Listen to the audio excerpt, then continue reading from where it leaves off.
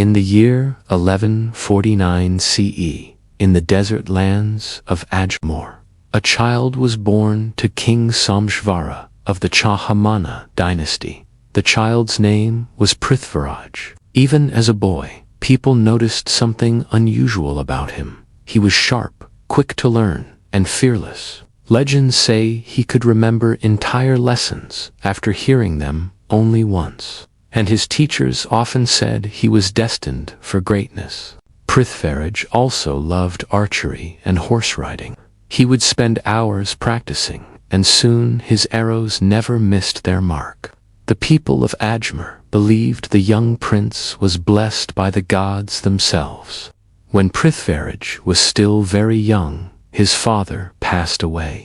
At an age when most children played in courtyards, he had to take the throne. He did not rule with fear, but with fairness.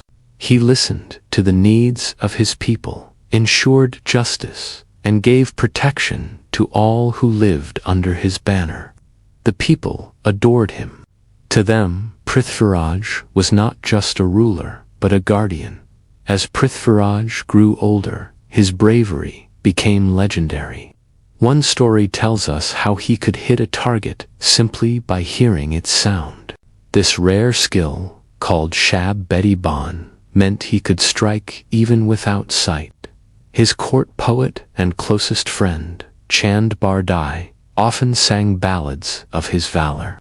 The halls of Ajmer and Delhi echoed with verses describing a king who feared no enemy, a warrior whose courage was unmatched. In his youth, another story blossomed, the tale of Prithviraj and Samukta, the daughter of King Jaichand of Kanauj. It is said that Samukta had heard stories of Prithviraj's bravery and secretly admired him. But her father, Jaichand, was a rival of Prithviraj and disapproved of this union. During Samukta's Swayamvara, when she was to choose her husband, Prithviraj arrived in disguise, and in front of all kings and princes, Samukta boldly placed the garland around his neck. The young lovers eloped, defying the anger of Jaichand. This tale is not just of love, but of destiny, for it also sowed the seeds of rivalry that would shape the future. In the northwest, a powerful invader was rising, Muhammad Ghori. His eyes were set on the rich lands of Hindustan, but standing in his way was Prithviraj. At the plains of Terrain in 1191, the two armies clashed.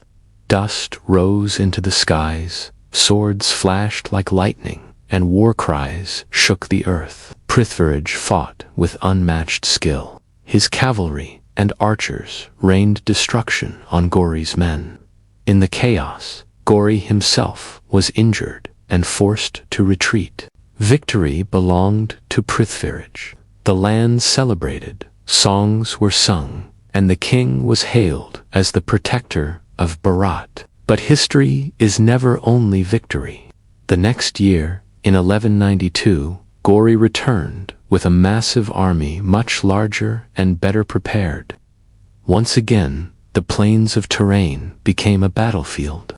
But this time, fate turned. Prithviraj's forces, though brave, could not match the sheer numbers of Ghori's men.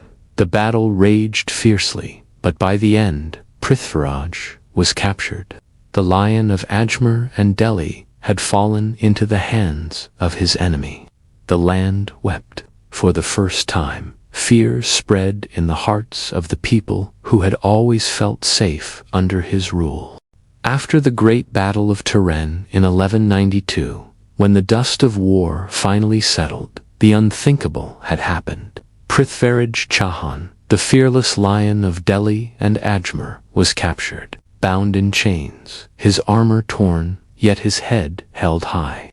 He was taken across the harsh deserts and mountains, far away from his homeland, to Ghazni, the capital of his enemy, Muhammad Ghori. The journey itself was long and cruel. The once proud king, who had ridden at the front of armies, now walked as a prisoner. Yet even then, he never showed weakness. His eyes burned with dignity, as if silently telling the world, "You can chain my body, but not my spirit." When he arrived in Ghazni, the people came out to see the Hindu king who had dared to defy Gauri. Many expected to see a broken man. Instead, they saw a warrior who carried himself like a monarch, even in captivity. But humiliation awaited him. In the court of Gauri, before foreign nobles and soldiers, Prithviraj was mocked. His throne was gone, his freedom was gone, and soon, even his sight was taken from him.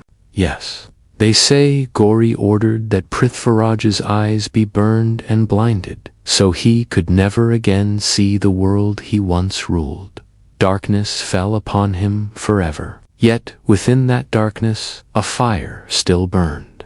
Imagine for a moment, a king who once commanded thousands of soldiers, who ruled lands filled with riches and culture, now reduced to stumbling in shadows. Still, he never bent, he never begged. His pride remained unbroken. In those lonely days of captivity, one friend stood by him, his court poet, Chand Bardai. Chand had followed him secretly, leaving behind his homeland to serve his king in the final chapters of his life. Together, in whispers and poetry, they remembered their glorious past. Chand recited verses of battles won, of the love between Prithviraj and Samyukta, of the deserts of Rajasthan, and of the proud forts of Delhi. Every word was like a flame, keeping the spirit of the blind king alive. Though the world thought he was defeated, inside the heart of Prithviraj Chauhan, the lion still roared.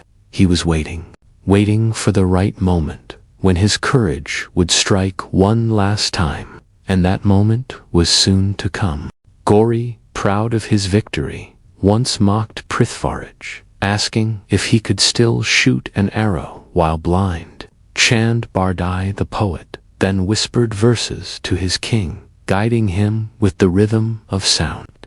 Prithviraj stood tall, his bow in hand, though his eyes could no longer see. He listened carefully to the sound of Gauri's voice echoing in the court. With a steady breath, he released his arrow. It flew swift and true, striking Gauri down.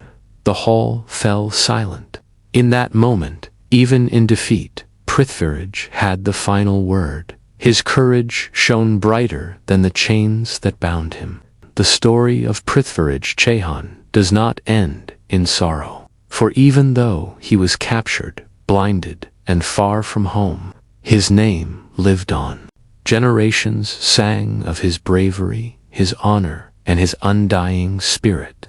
To this day, he is remembered as a hero of Hindustan, the king who stood against foreign invaders, the warrior who never bowed in fear, the man who struck true even in darkness.